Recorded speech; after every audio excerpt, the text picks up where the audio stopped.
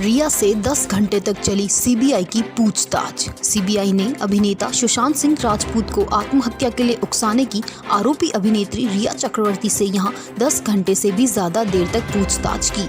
एक अधिकारी ने बताया कि पहली बार सीबीआई के सामने पेश हुई चक्रवर्ती रात 9 बजे के बाद सांता क्रूज में डीआरडीओ अतिथि गृह से रवाना हुई। बात करते हैं कोरोना संक्रमण की, तो तेज हुई कोरोना की रफ्तार। 24 घंटे में 77,267 मामले, कुल मरीज 34 लाख पार। लगातार तीसरे दिन 1,000 से ज्यादा मौतें। एक दिन में 60,177 मरीज हुए स्वस्थ। अब तक 25,83,948 मरीज हुए स्वस्थ। नीट व जेईई परीक्षा संबंधी अदालती आदेश के खिलाफ 6 राज्य सरकारों की पुनर्विचार याचिका।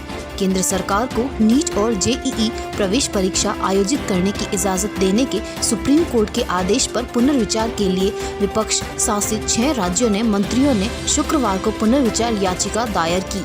याचिका पश्चिम बंगाल, झारखंड, राजस्थान, छत्तीसगढ़, पंजाब और महाराष्ट्र ने दायर की है।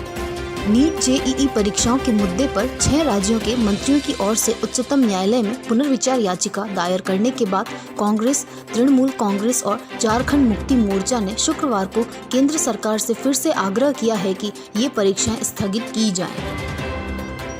अंतिम वर्ष की परीक्षा कराए बिना छात्रों को प्रोन्नत नहीं कर सकते। सुप्रीम कोर्ट ने कहा है कि राज्य विभिन्न कॉलेजों और विश्वविद्यालयों के अपने छात्रों को अंतिम वर्ष की परीक्षा के बिना उत्तीर्ण घोषित नहीं कर सकते।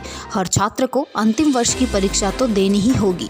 राज्य चाहे तो परीक्षा स्थगित करने के लिए अपनी दिक्कत बताते हुए विश्वविद्यालय अनुदान आयोग से आग्रह कर सकते हैं, लेकिन वे परीक्षा को रद्द नहीं कर सकते।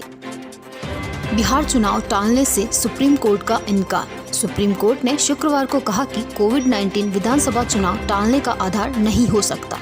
पीठ ने उस जनहित याचिका को खारिज कर दिया जिसमें मांग की गई थी कि जब तक राज्य पूरी तरह से कोरोना मुक्त नहीं हो जाता, बिहार विधानसभा चुनाव टाल दिए जाएं।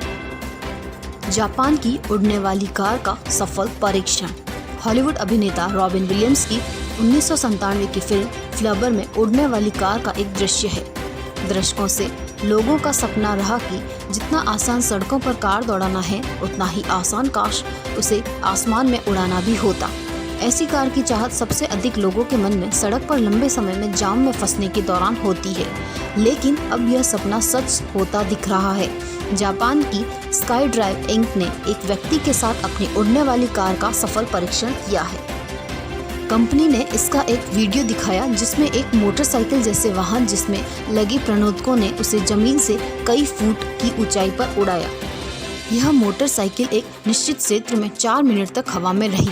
स्काई ड्राइव की इस परियोजना के प्रमुख तोमोहिरो फुकुजावा ने कहा कि उन्हें 2023 तक उड़ने वाली कार के वास्तविक उत्पाद के तौर पर सामने आने की उम्मीद है।